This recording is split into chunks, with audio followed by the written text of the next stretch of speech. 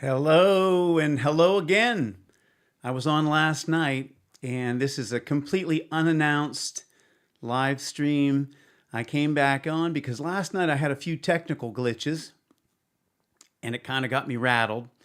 So I sort of blew through a few things I wanted to talk about and I'm back. So whether anybody sees this immediately or later on, at least I'll get some things straightened out. So I hope that if you are there, you would leave me a comment so I can see that you're there. Enjoying doing these streams very much. So anyway, we were talking about what helped make you, you.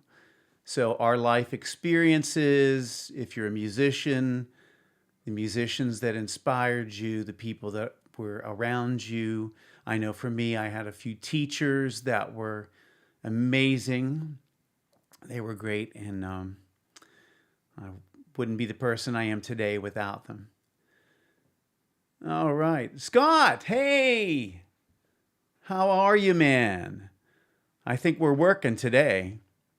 Great to see you as always. Scott Lusk is a great friend. He's been a friend of mine for a very, very long time, and he's a trumpet player. He was a music teacher himself that I guarantee inspired many, many students over the years, and he's a great guy. So good to see you, bud. All right, so I'm going to get into things right now. Now, last night, I put my bio in the links because some of you may not know who I am at all, and that's very possible. I'm a lifelong musician, been doing this since I was a little kid. My father was a musician, started playing out professionally when I was very young. And I played out my whole life up until some health issues that took me out of live shows, at least for now. So I'm doing everything out of my home and recording, writing, teaching, going to be building up my YouTube channel this year. So what I'm going to do is I'm going to put a video on that demonstrates some of my playing style or styles.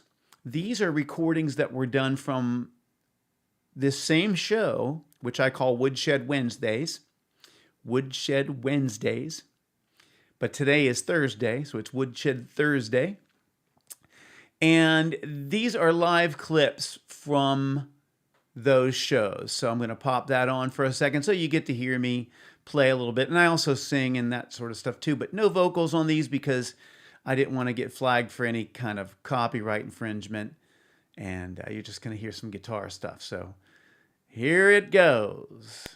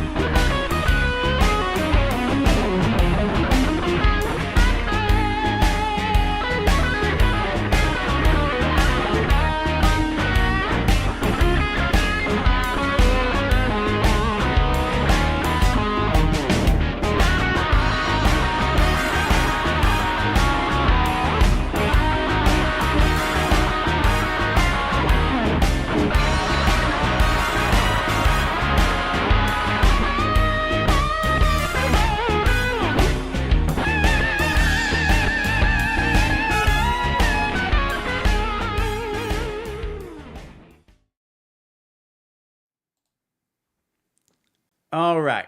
So that's me playing some different styles for you there. So that's what I do. I'm a musician, lifelong musician. And I did this show last night about influences. And I heard from some really great people.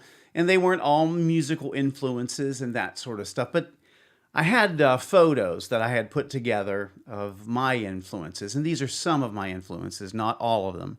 But I always try to figure out where the people that I love came from.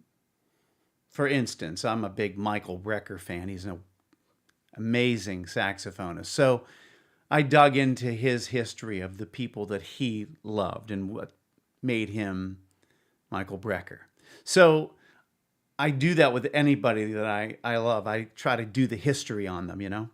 So this is just for some of you to get to know me, some of my history, and I also want to hear your history if you are out there and you have anything to share. So feel free to share whatever you'd like. I'm going to go ahead and present what I did last night, but it's hopefully going to be a little bit less frazzled for me because once the microphone wasn't working during these segments, it kind of threw me for a loop. So anyway, so this is photo one. Now you heard me play. So up in the left-hand corner, and I am going to ask you, Scott, since you're out there, I hope you can still hear me while I'm looking at this picture. Up in the left-hand corner, that would be me as a youngster playing at our local ice skating rink. And we had a band called Andromeda, and I named it after seeing an old movie called The Andromeda Strain. And it was a science fiction movie. And I love science fiction stuff, so we named the band Andromeda. We had a blast playing shows around our little town. And we played at this ice skating rink, and it was really, really fun. And some of the stuff we played, well, you see to the right of me, that's Kiss. And Kiss, I think we did most of the Kiss Alive album. And I had platform shoes. And our bass player, he did some of the Gene Simmons antics and that sort of stuff. We didn't have the makeup, but we loved them. And we did some Bachman Turner Overdrive. So if you see that next picture, it says Not Fragile. That's the album cover, and we did that. And then Peter Frampton's another person I loved as a kid. I just thought he was awesome. Actually, and I still do. Peter Frampton rocks. So that would be some early influences that were more on the rock end of things. And all right, Scott can hear me tonight. Thank you so much. And Scott said he's a big Brecker Brothers fan, and so am I, man. Just, again, Michael and Randy Brecker and all of their musicians were so top-notch and really accomplished and very inspirational for me. I know that. So good choice because they're wonderful. Okay, so photo number 2. These are influences that I had when I was a youngster. They weren't musical influences, but these were very important people to me. The first photo is number 21 from the Pittsburgh Pirates, Roberto Clemente, the great one. He was not only a tremendously talented baseball player, but he was a wonderful humanitarian who actually lost his life trying to help people. I know when that happened, I cried. Oh, I cried so hard. It was so sad. But I did get to see him play when I was young. My dad took me to Forbes Field when I was very young, and I got to see Clemente play live, so that was really cool. To the right of him is the wonderful baseball player Ted Williams, and he was very scientific in his approach to batting, and I actually had a book when I was a kid called The Science of Hitting, I think it was called, and really disciplined. And so was Roberto. They were both really disciplined guys. So I learned that from them. And when I played baseball, I took it pretty seriously. And I tried to apply that to my music. And then Bruce Lee. I never did martial arts, but I always thought Bruce Lee was super cool, and he was very devoted to his art and his craft, and he was amazing. So those are some other early influences. They aren't musical influences, but very important to my development. So, Scott, anybody you'd like to mention? Because you're out there, man. I know you mentioned some people last night. And are there any other folks? You mentioned your baseball coach, Dutch, and you did some stuff with Paul Scandrel, who was a wonderful guy, teacher. Uh, he was very, very cool. And if you don't, I'm going to move on to photo number 3. Now, this person, and I know Scott, he was important to Scott because we were both at the same high school in the stage band. Jack Seibel, he was amazing. He was an amazing musician, an educator, and he was really inspiring to me. When I was in 8th grade, Jack came to my 8th grade concert at the middle school and said, I want you to be in the stage band in high school next year in your 9th grade year. So I said, yes, of course.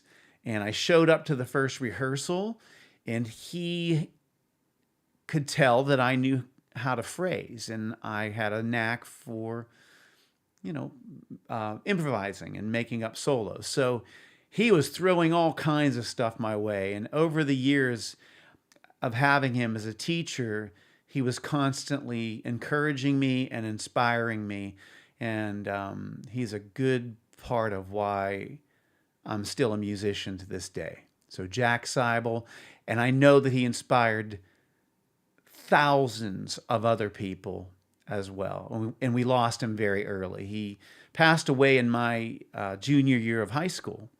So a great loss, but never forgotten, and grateful to have had him.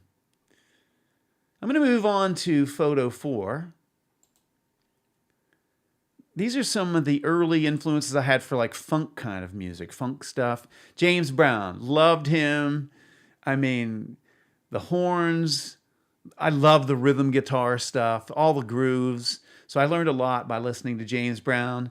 To the right, that's Earth, Wind, and Fire, and they're just amazing, amazing. To this day, just fresh music. As soon as I put this stuff on, man, it sounds as fresh as the day I heard it. My wife and I take road trips. Earth, Wind, and Fire are always on the playlist, and they're amazing. So below, that would be Parliament Funkadelic, and to the right, that would be George Clinton. He's the founder, and just really funky groove stuff, grooving hard. So that was a big influence for me. I'm going to come back on camera for a second. I'm going to read what Scott had to say here. Again, this was a completely unannounced live stream because I'm just getting to some things I didn't get to last night. So, Mark Davis. Yes, Mr. Davis was very cool, and I agree. And I still get to talk to him every once in a while. He's so cool. All right. Gonna go to photo 5.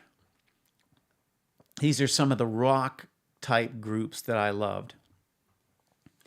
Up in the left-hand corner, that's the group Toto, known for their stellar musicianship.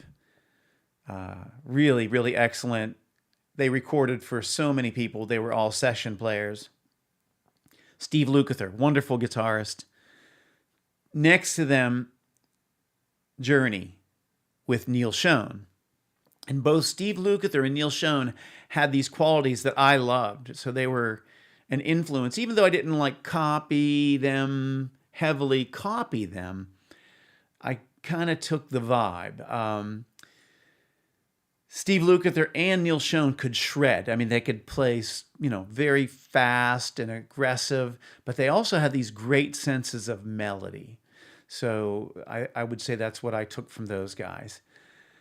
Below in the left-hand corner, that's Paul Rogers from Bad Company. And I loved Bad Company when I was a kid. And to this day, Paul Rogers is one of my favorite all-time rock and roll singers. He's amazing. He still sounds amazing. Really incredible. To the right, Steely Dan.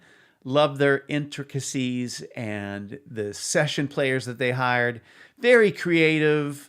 Lots of cool chord changes. I believe Steve Lukather is the guy that called them adult chords. So they used a lot of adult chords and had great players all the way around. So heavily influenced by Steely Dan. Their guitar players, three I'll name right off the top. Larry Carlton, number one. Jay Graydon, number two. And then Denny Diaz played a lot with him, among other guys. And they were all great. Those guys did not use slouches. So very, very cool. All right. Back on camera, Scott. Let's see. Tower of Power. Still, that's right. Digging on James Brown. Tower of Power. Yes. Those guys, really great. And again, they loved James Brown for a reason. He was a bad dude. James Brown. I heard that he was funny with his band. He used to fine them for each mistake they made. So if he heard a mistake, he fined them at the show for each mistake they made. So I think that was true. That's what I heard. And that reminds me of Buddy Rich, who also was kind of rough on his band, I think. Great musician, but I think he was pretty rough. Let's see. Your first experience with one-on-one. Oh, yeah, me too, Scott. This is the very first experience. Thank you for being here because I'd be super lonely. I'd be a lonely guy, but I was going to do it anyway just because down the road people may see it and they may see some things they didn't get to hear last night. So I appreciate you coming back, and I'm going to move on. So let's see. I was on, this is another one that got completely devastated last night with my audio.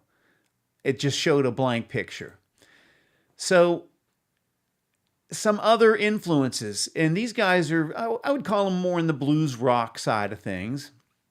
And up in the left-hand corner, Mr. Slow Hand himself, Eric Clapton. To the right, Jeff Beck, and I'm a giant Jeff Beck fan. Just love Jeff Beck. He gets the craziest sounds out of a guitar. He's really cool. Below those two guys are the Winter brothers, Johnny Winter and Edgar Winter. And those guys were really great musicians. Johnny Winter, really great rock and roll and blues guitarist and vocalist. And Edgar Winter, he could play keyboards, saxophone, sang really well.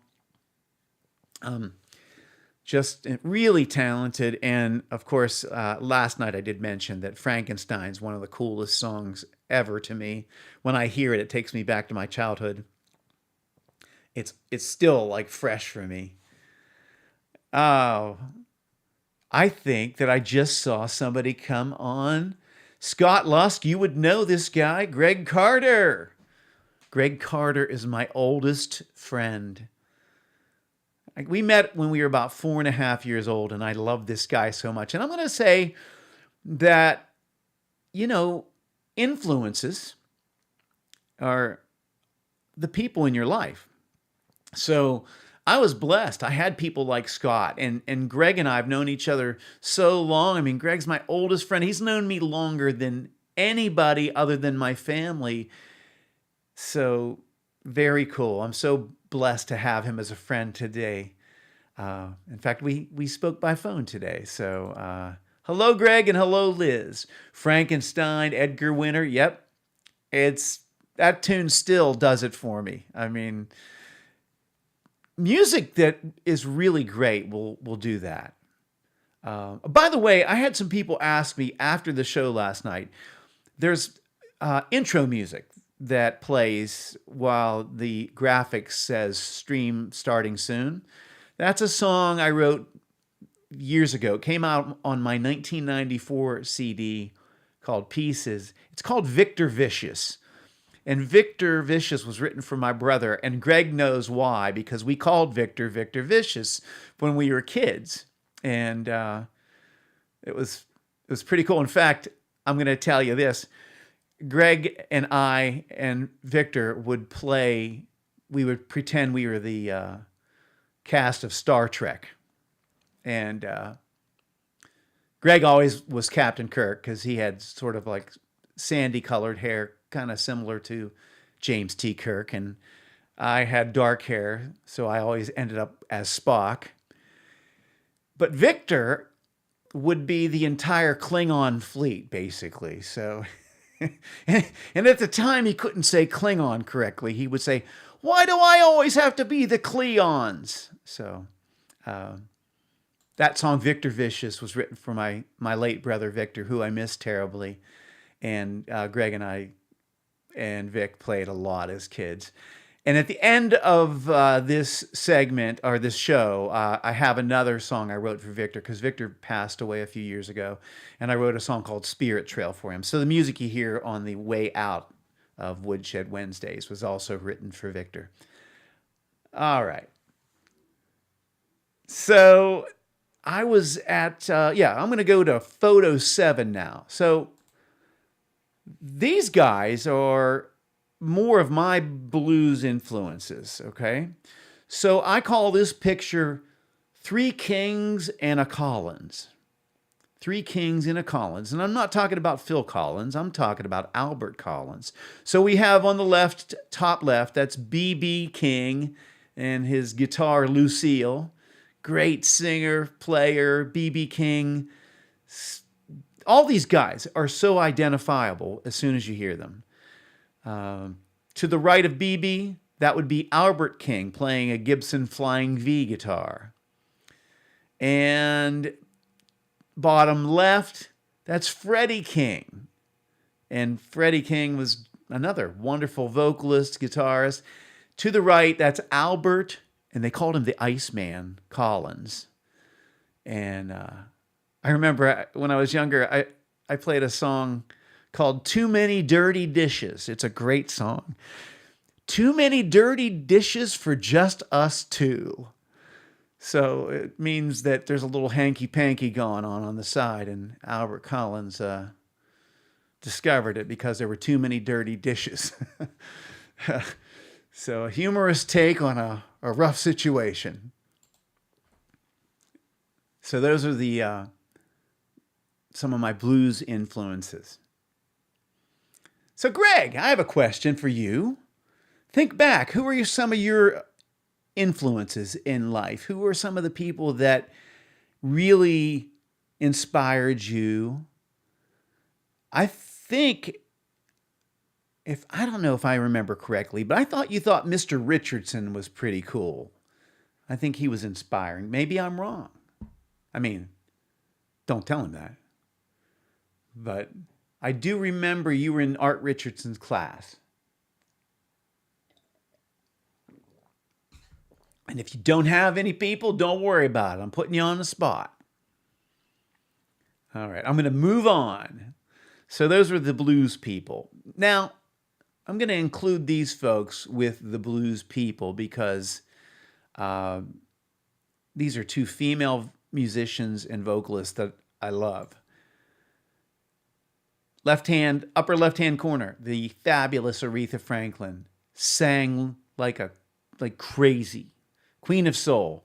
But a lot of people don't know she was a fabulous piano player. She grew up in the church, and she can play like great gospel piano and accompany herself. Really cool stuff. On the right hand lower, that's Bonnie Raitt. I'm a big Bonnie Raitt fan for many reasons. She's a great singer, has such a cool tone in her voice, and also plays great guitar. So big fans of both of those folks. So I would say they were influential for me. I'm going to go back I see some comments here. Ah, there you go. John Goff. You know what? Mr. Goff was really cool. I have to say, he was a rival coach. So Delta Todd Delta, right? The Delts. Um, yeah, he was great, but he's a great guy, and he's on Facebook. I still see him on Facebook. What a wonderful guy. Yeah, yeah, he's amazing. Hey, Greg, that's very kind of you to say. You know what, Greg, you're inspiring too. Greg said you were very inspiring, Tony, and I say this about Greg. Let me tell you about Greg. So, Greg and I grew up basically on the same street, really close. We hung out like so much of our lives.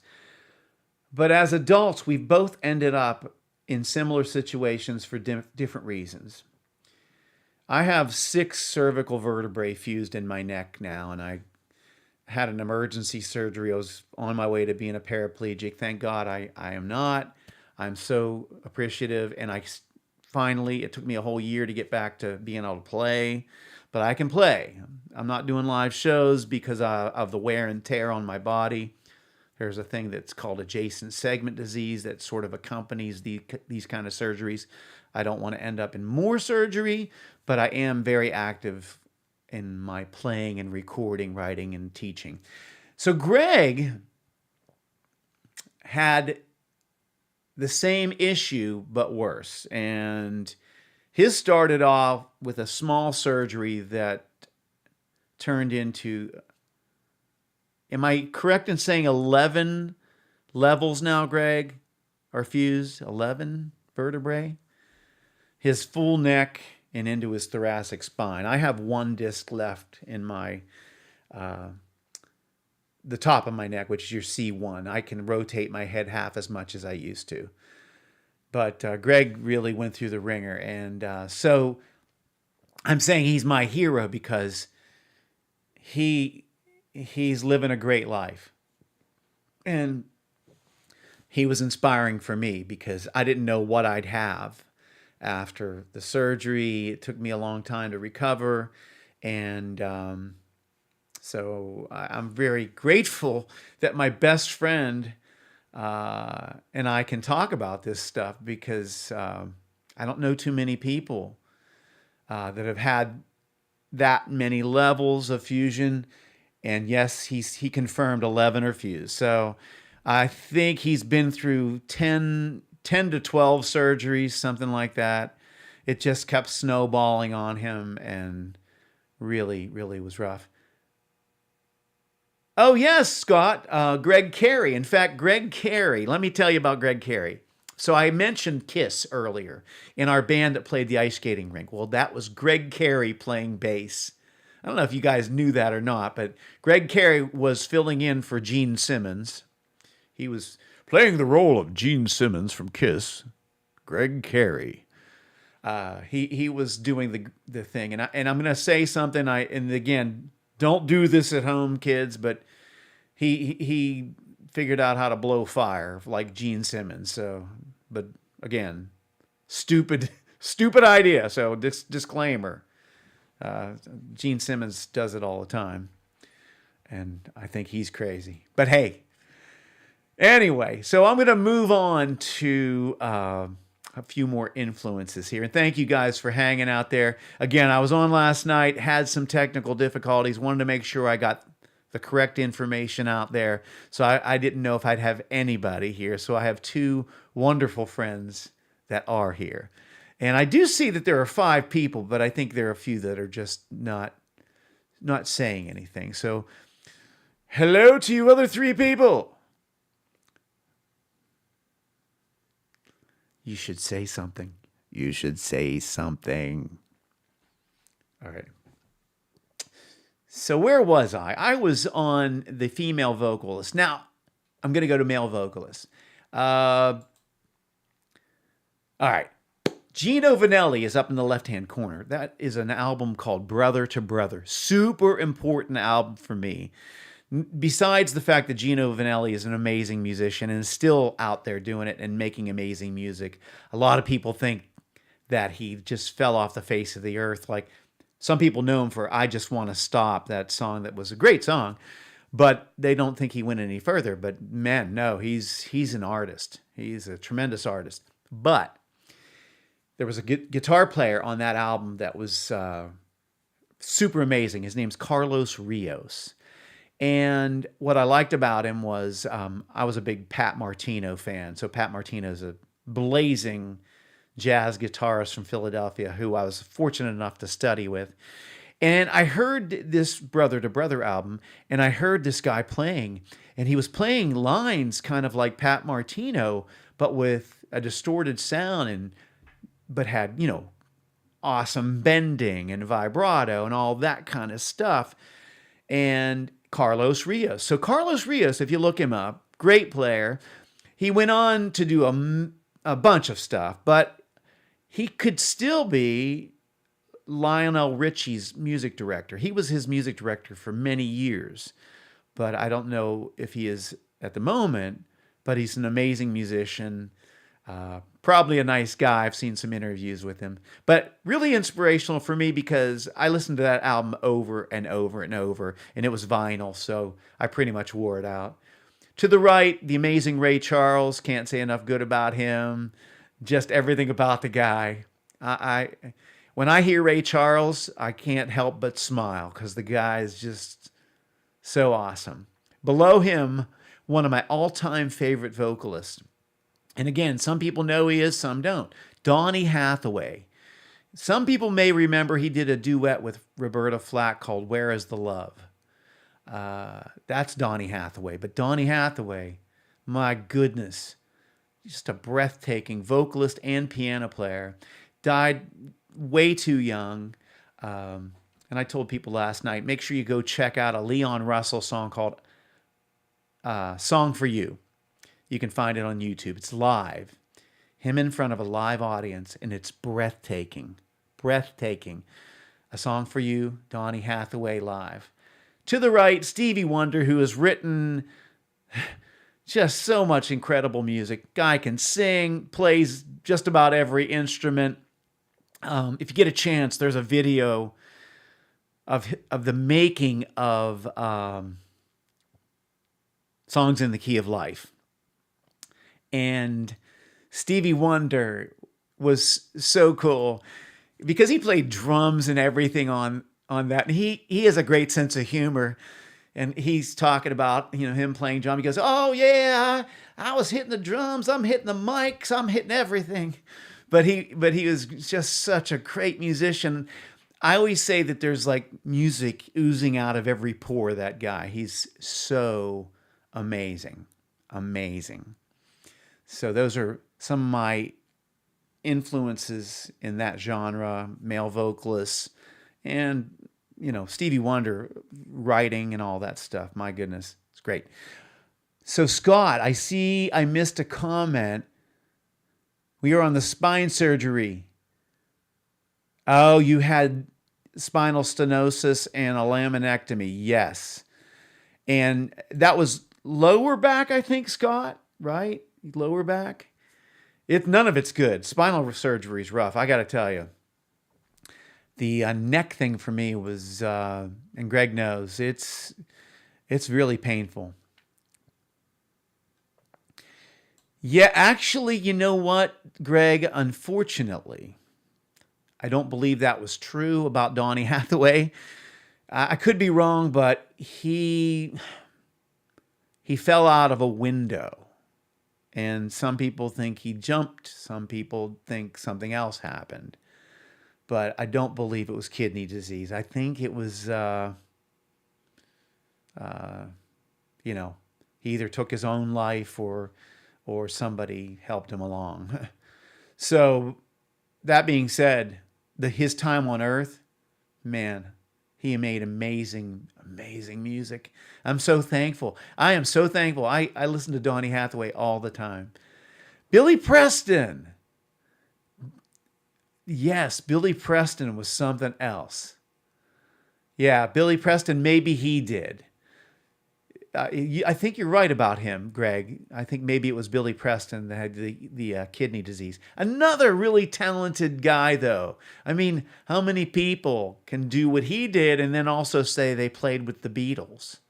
You know, I mean, wow, wow. Will it go around in circles? That's really cool. Okay, so the next photo, I'm going to be, brief here. I got to see something here. It's hard for me to see everything at one time. Uh, Classical. So I love classical music, and I love all kinds of classical music. And every so often, I change the radio station in my car, and I'll just go through a period. Like right now, since I'm near Youngstown, Ohio, I'm listening to Youngstown State University, and they have a classical show on, and I'm listening to all the music there, and it's just beautiful stuff. But anyway, these are some of my classical influence, and then guitarists that are classical guitarists. So on the left, one of my favorite all-time composers, Johann Sebastian Bach, and to the right, the amazing Andres Segovia. Okay, probably. I'd probably say he's the most famous classical guitarist there is. Below, there's a bunch of guys playing together. That's the Romero family, and they can all play like crazy. The Romeros. I actually saw them live when I was a kid. To the right is another guy, Julian Bream. He's just insanely good. So those are some classical guys that I think if you're interested in guitar or just music, period, check those people out because they're amazing at what they do for certain. And I'm going to check out the comments quickly. The fifth Beatle. That's right. Sometimes, though, didn't they refer to the producer as the fifth Beatle? What was his name? I knew it, but I'm having, tired brain syndrome here. George Martin. I think it's George Martin. I think. So I think they called him the fifth Beatle sometimes. And then Yoko Ono was the seventh Beatle. I don't know. My brother and I used to play a record, and it was a Yoko Ono record. And I'm sorry, I don't want to offend anybody, but we played it just to laugh. It was on the Apple label, and I can't remember what it was called, but it sure made us laugh. I mean, it really made us laugh. Anyway, moving on. So a lot of you know, well, I know the two guys that are here, they know that I love jazz and I love jazz guitar. And my father was a musician, and I heard this stuff when I was a kid. And I'm going to show you some of the guys that I grew up listening to and still listen to. On the left-hand side, upper corner, that's the great Wes Montgomery. And man, he influenced so many people. So many. Just incredible. Played with his thumb, did not use a guitar pick. It had a very unique approach, a unique sound because of that. His phrasing was so cool. He's one of those people you hear and you know right away who it is. So it's amazing. To his right is a really great guitar player, Grant Green. Grant Green was really super cool. And he was an influence, I would say. Both he and Wes Montgomery, I would say they were, and Kenny Burrell. I would believe that they were influences on George Benson, who's down in the lower right-hand corner. And Greg knows I'm a big George Benson fan. He's one of my favorites. In fact, that was my first concert as a kid, was seeing George Benson. But so we have Wes Montgomery, Grant Green. I used to listen to this funky Grant Green album. It was called Live at the Lighthouse, I think. And there was the old Was it the Stylistics? Who did Betcha by Golly Wow, which is a great song. Betcha by Golly Wow. Anyway, he did an instrumental version that I just loved as a kid. Oh, by the way, I didn't tell people this last night, and I need to say this. Wes Montgomery. I used to make my mom play Wes Montgomery when I went to bed. I loved his playing when I was a young kid. And there was one particular, and it was probably one of the ones that the critics didn't like as much. He played pop tunes. It was called California Dreamin'. So, California Dreaming by the Mamas and the Papas. And I remember that, and Windy, the song Windy, Who's Peeking Out from Under the Staircase. Everybody knows it's Windy, but he played instrumental versions of these, and I just loved it as a kid. I mean, I made her play it every single night, and there is Scott saying George Benson, Breezin'. Yeah, and by the way, after Grant Green, that's Kenny Burrell. Kenny Burrell is just super, super. He's still alive, thank God, and just an amazing musician and guitarist. And to the right, George Benson sings his butt off, plays his butt off. These guys are they're like the greats. Okay, they're just the greats. I'm gonna come back on camera real quick here. I saw Scott mention Breezin'. In fact, yes, sir. The Breezin' album. I'm not sure if it is now, but at one point it was like the all-time selling jazz album ever, And what a great album. And really cool stuff. He does a Jose Feliciano song called Affirmation on there. And between the guitar solo and the piano solo, and I believe there were two keyboard players, and I think there was a guy named Jorge Dalto. I'm not sure if it was he or Ronnie Foster that played the Rhodes piano solo on there, but it's really cool. Both George's solo and the piano solo they're amazing, full of melody and chops and all kinds of stuff. So it's a great album. This Masquerade. Speaking of Leon Russell, another Leon Russell song, This Masquerade. That catapulted George into stardom. I mean, he deserves it. I've heard guys it's like the Kenny G thing too. They beat up Kenny G. They beat up George Benson, and I truly believe it's only because they made money. and God bless them, because they're both talented guys, and I love seeing very talented people do well. So I'm not one of those guys that beat up on Kenny G, and I certainly wouldn't beat up on George Benson. He's one of the greatest people to ever walk the earth at play and sing like he does. So, yep, Pittsburgh's own. He is Pittsburgh's own. And I could have been. No, I'm not going to say it. I'm gonna hold my tongue on that one. I was going to say Claysville's own, but I didn't really live in Claysville. Okay. Next round of guys. So continuing in the jazz vein. So Pat Martino is up in the upper left-hand corner. An amazing guitar player. Inspirational on many levels. He came back from a major brain aneurysm and had to relearn how to play, and played for many, many years after that. I mean, I studied with him, and it was after the aneurysm, so it was really something. He's amazing. But anyway, I got to study with Pat. Great guy. I was really intimidated. I called him up for lessons.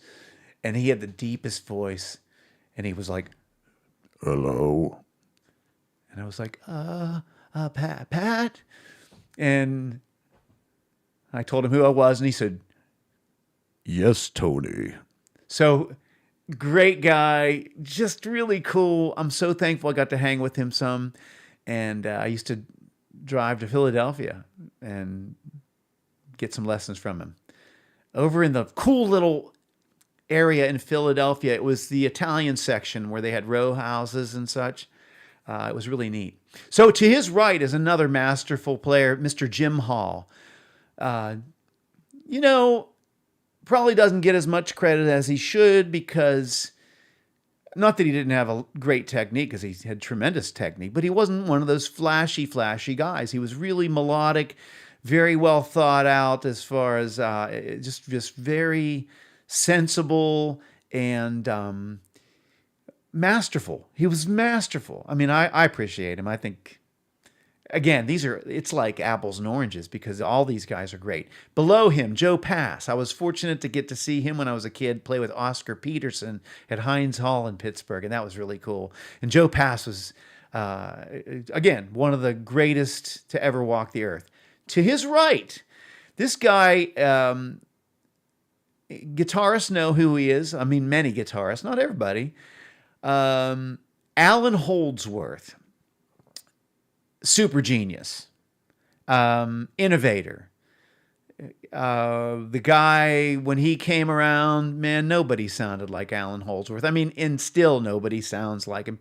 Guys are trying to. I mean, he's inspired a lot of people, and my guitar player friends will know that he made huge strides in the legato technique. I mean, but he was a super nice guy. I actually got to speak with him at a couple shows, and I spoke with him on the phone.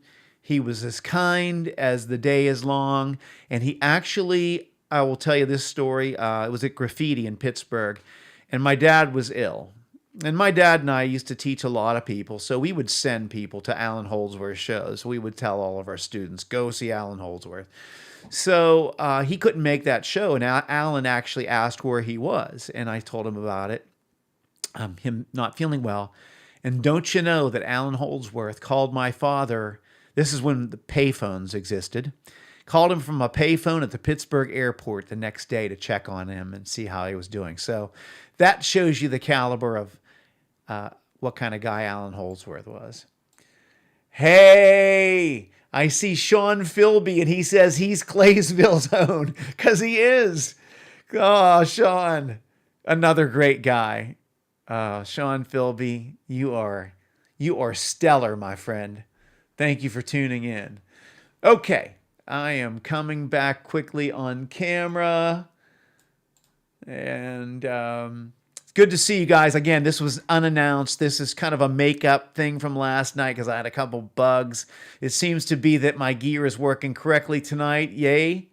When I would speak under the photos last night, it took about 6 photos for somebody to say in the comments, we can't hear you. The mic cuts out when the photos come up. And I was going on and on like I have been. And so there's a lot of dead air with people staring at photos. They got a good look at them, which is cool, but it wasn't my plan. So anyway, those are, jazz kind of guys. I have funky rhythm guys because I played a lot of different music. I love a lot of different music. My wife will tell you I have a vast collection of music, and it's all over the board. It's country music, it's funk, it's rock and roll, classical music, jazz.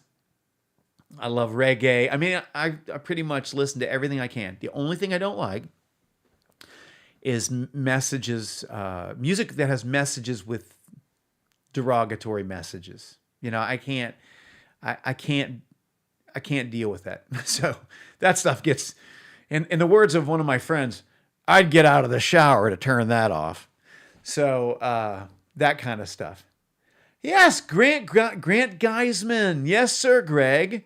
Greg asked if Grant Geisman is still around, and he's a great guitar player, and I know he's alive. Yeah, he's still putting stuff out, and I believe he lives out in California. Great player. Got to see him when I was younger with Chuck Mangione, who, man, another person I loved. I didn't have a picture of him here, but I sure did. I listened to that Feel So Good album over and over and over. In fact, while I was setting up, this is in my office where I'm coming to you from, And as I was setting up my office, I listened. I had Chuck Mangione, like 2 days full of Chuck Mangione, because when he passed away, I sort of did a little tribute here in my office, just listening to all of his music. What a great composer and player, super sound. And Grant Geisman was part of that too. Yeah, he was great. So good call, Greg. He's still around.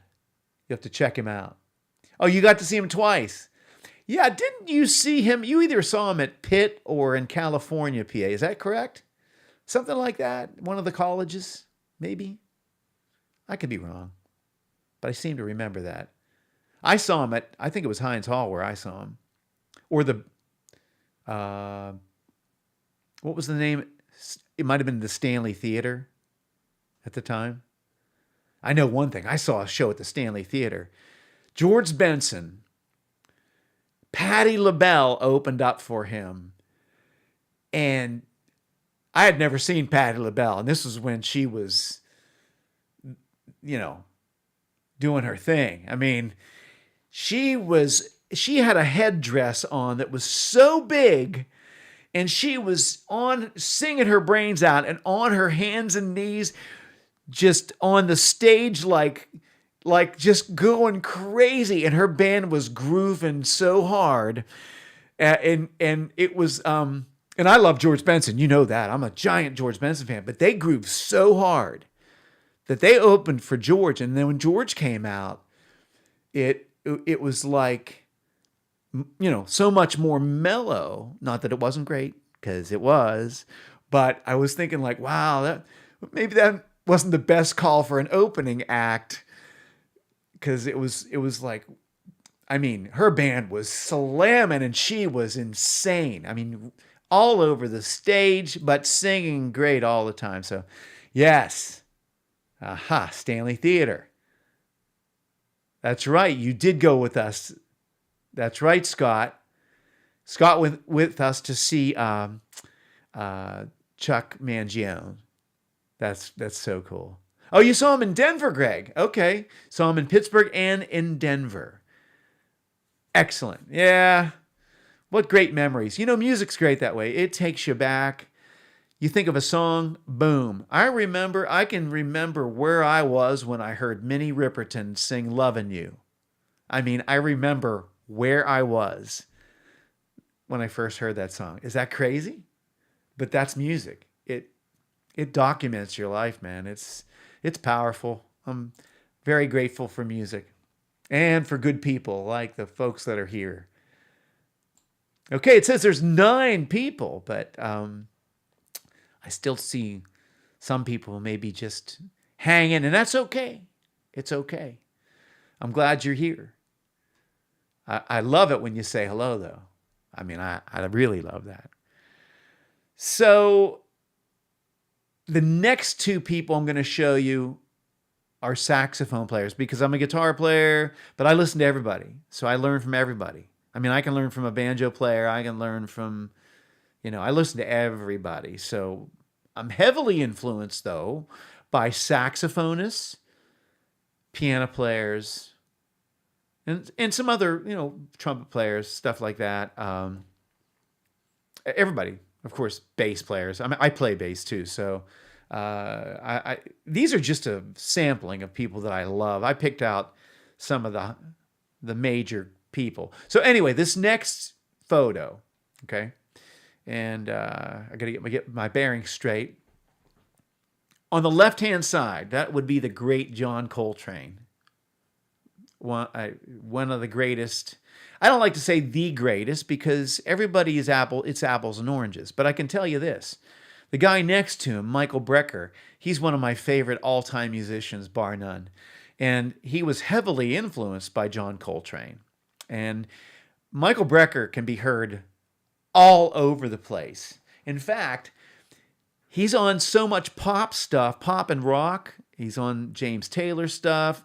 He's on, when you get a chance, there's a really cool song on, it's a cool solo, I should say, not song.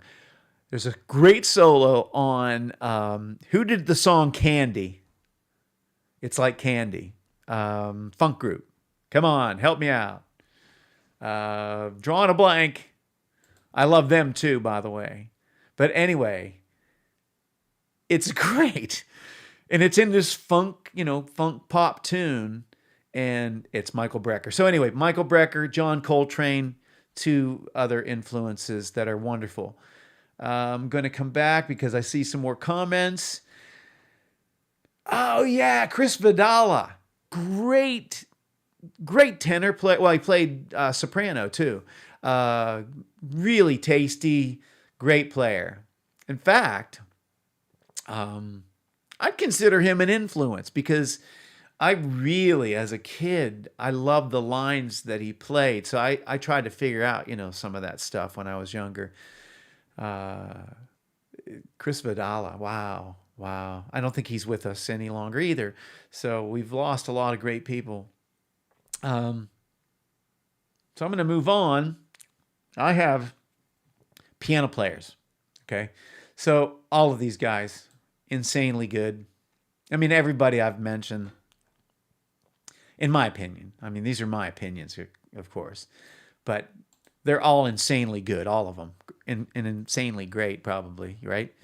On the left-hand side, one of my favorite musicians he doesn't get enough credit. The guy's played with all kinds of people. He can do a heavyweight jazz gig, and he can play with Steps Ahead, which was Mike Manieri, great vibes player. Michael Brecker was in that band. They had a bunch of different folks. Eddie Gomez at one time played bass. But anyway, Don Grolnick, he can play with people like that, but he was James Taylor's piano player for a long, long time. So he's just one of those guys that knows what to play, when to play, how to play, and a great composer. I love him. And he died, again, way too young. To the right of him, the great Chick Corea. Love him. Grew up listening to his stuff. Loved when the Electric Band came out, and they had all those musicians were great. Dave Weckl playing drums. At the time, the first version of that band that I heard was Scott Henderson playing guitar as a beast, and John Patitucci playing bass, and I would say it was Eric Marienthal playing saxophone. But then Frank Gambale, the great Frank Gambale, took Scott Henderson's place. And also one of my friends, I'm friends with Jamie Glaser, who played with Jean-Luc Ponty. And Jamie's a great guy and a great player. And he also played with Chick Corea in the Electric Band for a little bit. So anyway, Chick Corea. Below Don Grolnick, that's Herbie Hancock. And who doesn't love Herbie Hancock? And he's another guy that like stayed with the times, and he moved on from straight ahead stuff and got into some funky stuff. And some people will remember the very robotic thing he did called Rocket. He was really influential. I did skip a photo, by the way. I'm going to get back to that after this because I skipped a photo with Herbie Hancock in it. To the right of him is the great Oscar Peterson. Wow.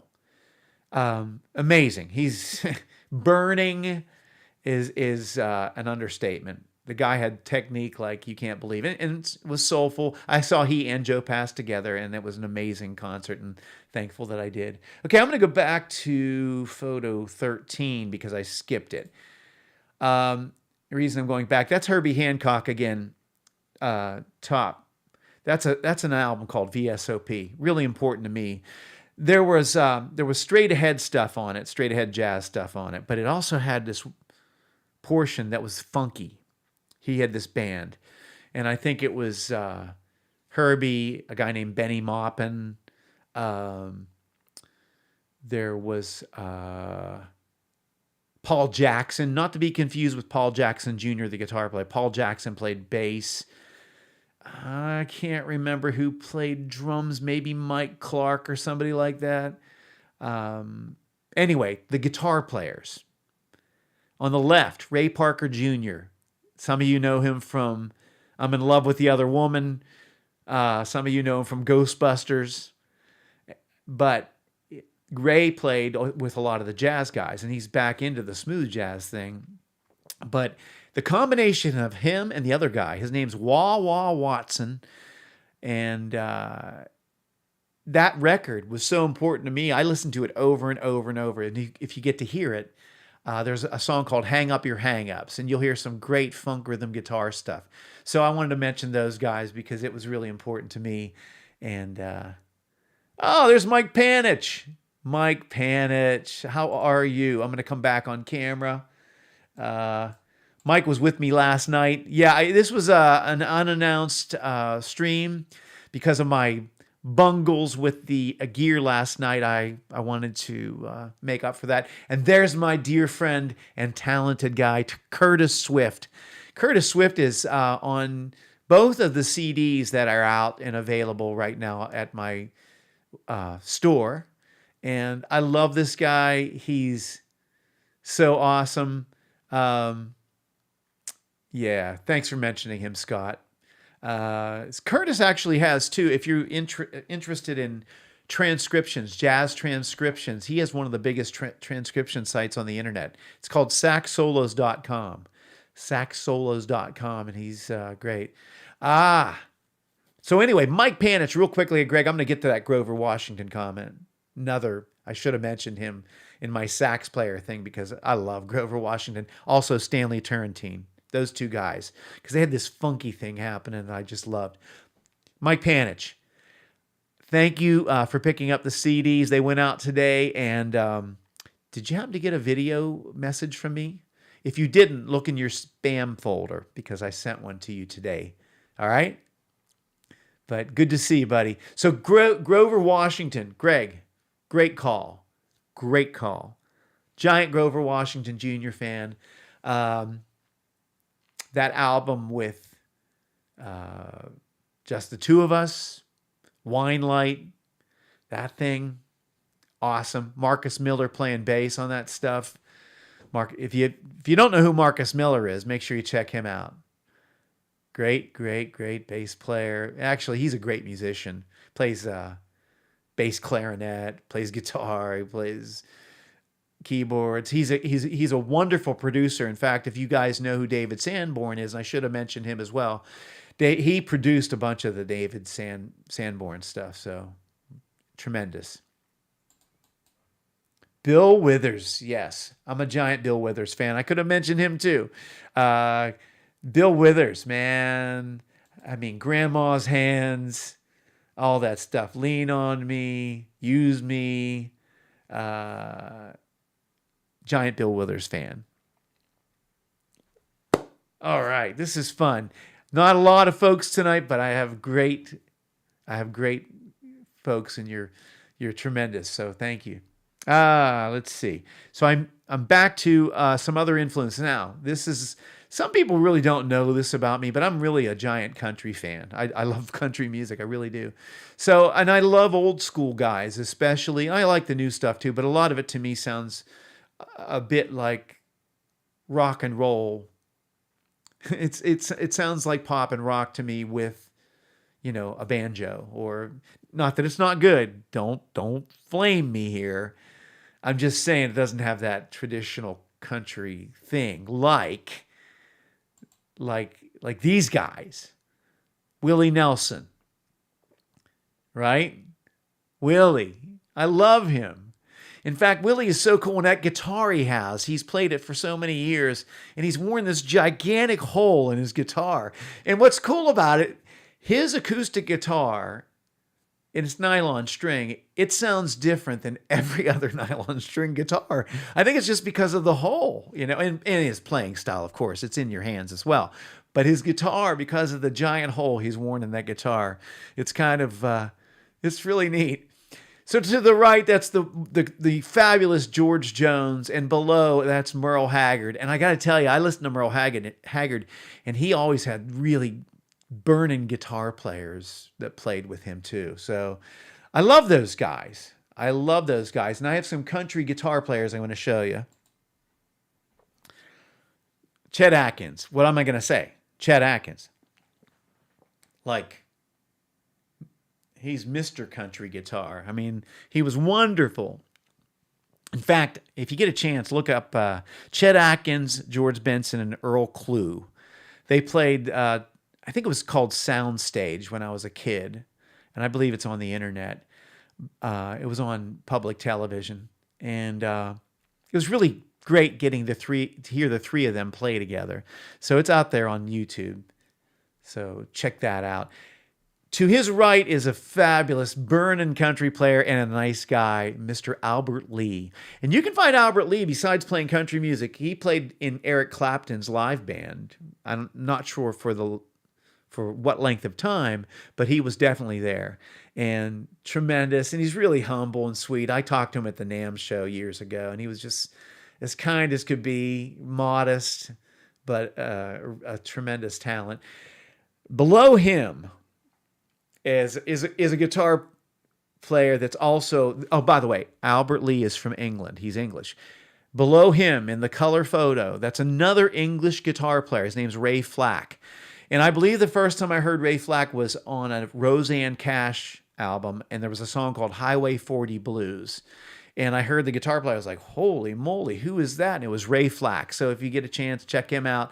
Now, to Ray Flack's left, this guy was amazing, and he could play everything pretty much. I mean, rock and roll, rockabilly, country music, jazz. I mean, he went from doing all that country-ish stuff, and it was a really amazing hybrid picker. That's where you use a guitar pick and your fingers to do the picking at the same time. He was really tremendous at it. Anyway, and then he went from that to playing an album with Joey G. Francesco, who's a killer Hammond B3 organist playing jazz stuff. So that's Danny Gatton. Danny Gatton. If you get a chance, in fact, he's no longer with us as well, but an amazing, amazing player. And I'm going to come back on camera because I did mention a couple other people that were important to me last night. Last night I was talking about the rock guys, and I didn't have a picture of him, but Gary Moore is one of my all-time favorite guitarists. And again, I tried to just gather what I loved about him. He had energy and could play melody, and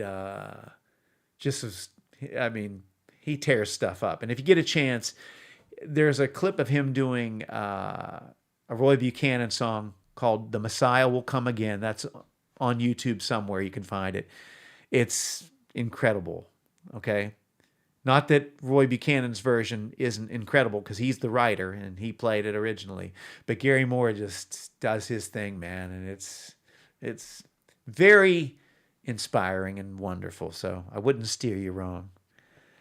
So those are people that meant a lot to me. And of course, I grew up in a musical family. My father, I had uncles that were musicians. My brother Victor played trumpet and some keyboards. Let's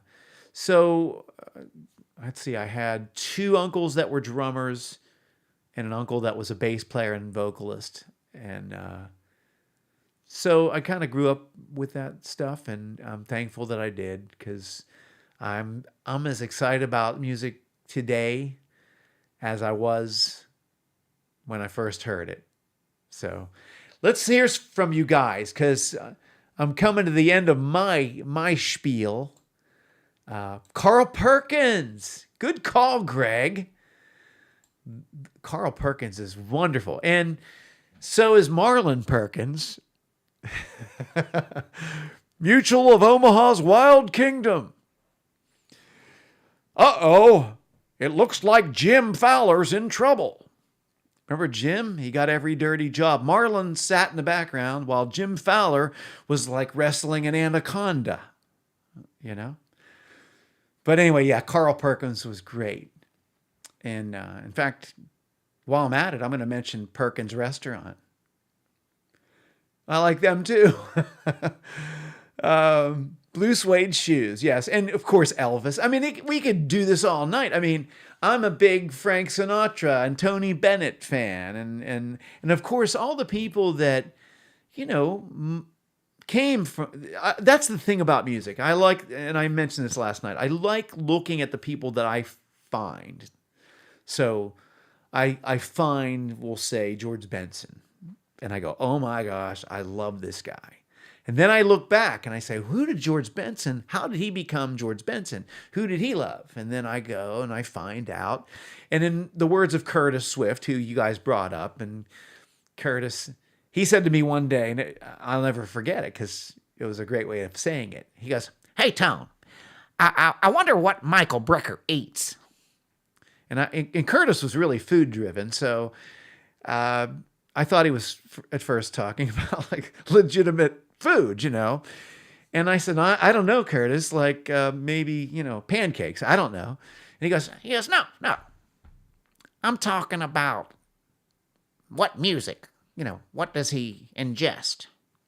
So that was a good way of saying it. So we try to find out what our heroes eat, and then you do some research, and then you figure out concepts from them, and that way you're not a copycat. I don't want to be a copycat. I'm hoping that when I play that people hear me and they think I sound like me, and I think most of the time I've gotten that from people. So anyway, listening to Frank, right? You're listening to Frank Sinatra right now, Greg? Oh, great. Yeah, Frank, Old Blue Eyes.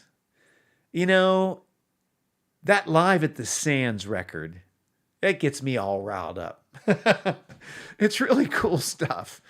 I mean, I can go on and on and on because I just love music so much. But, there's more than music that inspires us. I mean, I'm so blessed because I have had really great friends, and some of them are here tonight. And I have had family that's just been wonderful. And, my wife, my wife she's amazing. I mean, she has been inspiring to me when I was struggling through my surgery and couldn't play and wasn't sure if I'd be able to play again. She encouraged me nonstop. So these are the people that make us what we are. And I hope that you all can think back and think of the people that have made you what you are. I think when I think about it, I get this sense of gratitude. And I'm going to tell you a story too. I'm here. Why not? So I've had some bad stuff happen to me. My problems all started with getting rear-ended in a car accident. Not my fault. It started the problems with my neck. And then I had another incident that I won't talk about, and some of you know about it. Happened in 2014, and that was it injured my neck further, and then I had to have epidural injections in my neck to be able to function again, and they worked for a while, and then this other thing occurred, and I ended up in emergency surgery, and it was just crazy. But from these bad experiences, they're not great. They're not great. But my car accident, for instance, it knocked me out of performing for a while. And my wife and I actually moved to Florida to get to better weather because the cold weather for me in Pennsylvania was really bugging me. So we thought we'd give that a go. So my injury led me to move to Florida. And by moving to Florida, I ended up meeting two guys that are on my latest CD. Ron Reinhardt, who's like a brother to me, great keyboard player, great guy.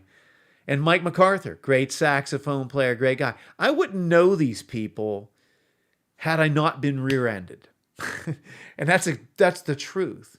So it's a crazy thing, this life that we live here on earth. I mean, it's crazy because I think you can probably think back and see these bad things that happen. But sometimes, or many times, or if not always, there's some sort of silver lining, right? That's happened over and over. Even my emergency surgery that I had, I didn't get to pick my surgeon, and he walked into the room because I had sepsis on top of it. I was very ill, and they had to do this emergency surgery. Guy walks in, he walks out, and I said to my wife, "Oh no, Doogie Howser is going to do my surgery. I hope it's not the first one he's ever done. I, literally said this because I was afraid. Ended up being the guy. He looked young. He was tremendous. He was tremendous. I had a very good outcome. Answered every question I ever had. Steered me in the right direction, and I can't say enough about the guy. His name's Dr. James Smith, Grand Strand Hospital in South Carolina. They not only saved my life, but they saved me. I'm still functioning, even though I'm not out playing live shows. I'm here, and I'm walking, and I'm talking, and I'm making music and all that stuff. So very thankful. So bad circumstances they're obviously influences, but they don't have to be completely bad. There can be silver linings. So your difficulties can be learning experiences, or they can lead you to a door that you would not have chosen otherwise, right? Okay. So, oh man, Scott, did you say you helped make this a great day? Thank you. Oh man, that's awesome. It's feelings mutual. Thank you. So let's see, Mike Panich, I didn't look back. Did you get my message that I sent you? It was a video message. I send them out when people buy product, and some people, they go to their spam folder, and I'm disappointed if they didn't get to see them. So if you didn't see it, Mike, check your spam folder. But your CDs, they may get there tomorrow. I don't know. They've been getting to Pennsylvania pretty quickly. Anyway, thanks, Greg. Greg and Scott and Mike and Sean Philby. While I'm on here and Sean's here, Sean Philby is like one of the nicest guys you're ever going to meet. And he has helped me more. He's helped me with about every move I've ever made, I swear. I mean, if not everyone, almost everyone. I mean, he's flown to locations to help me drive U-Haul trucks and stuff. And he's a good friend. And man, there's not enough good I can say about Sean Philby or the rest of you guys that are on here. I've known all of you a long time. So I hope you've found this enjoyable. And if you get a chance, check out some of those artists, because they're all very worth checking out. They may not be your style of music, but you may listen to it and go, wow, I like this. I try to stay as open-minded as I can to music, because there's a lot of great sounds out there. Mike Panich. Yeah, let me know, because I'm bummed if they go to your spam folder and you don't see these. If you didn't get it, there's a way I can resend it, okay? So let me know. Anyway, folks, I can't say thank you enough. Now, here's the deal.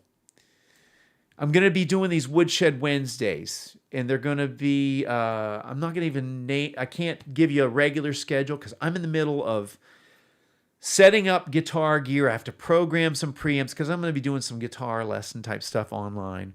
And to be honest, I'm working out of my house. I record, I write, I teach, I do YouTube. I'm doing all that stuff right from my house. So, this is my way of keeping in touch with all of you and keeping the music alive.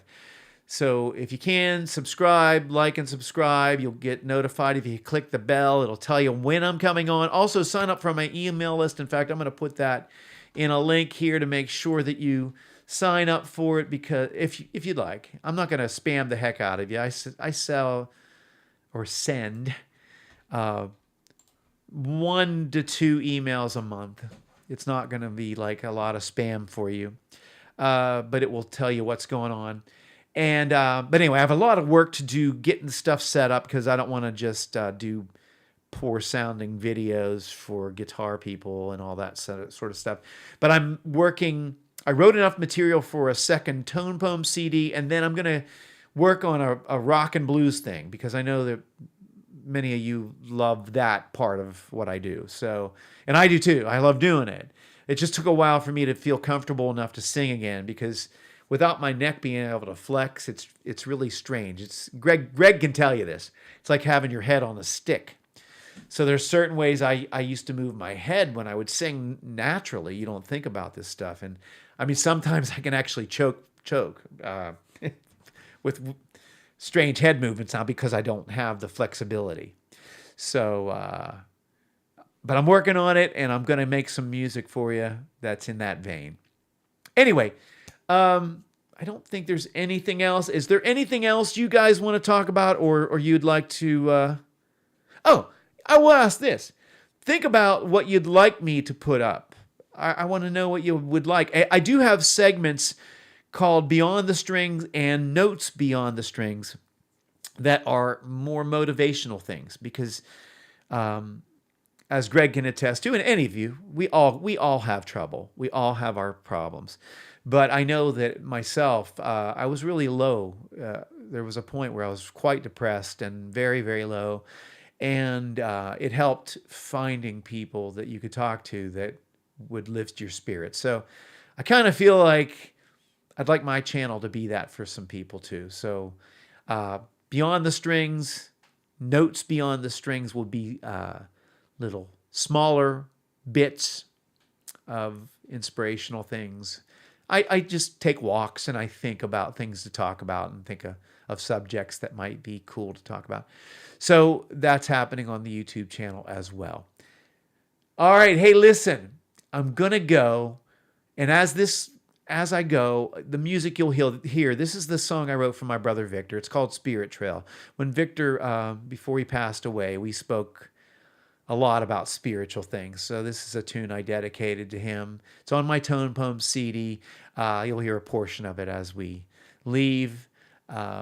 Anyway, thank you so much. I didn't know what to expect. This was a total, I didn't announce it whatsoever. You know, thank you for making my night because it was really quite fun and I had a great time. Thank you, Sean Philby. Thank all of you guys. And listen, everybody take care. We'll talk soon. And I'm going to leave you with some Spirit Trail, okay? Take care.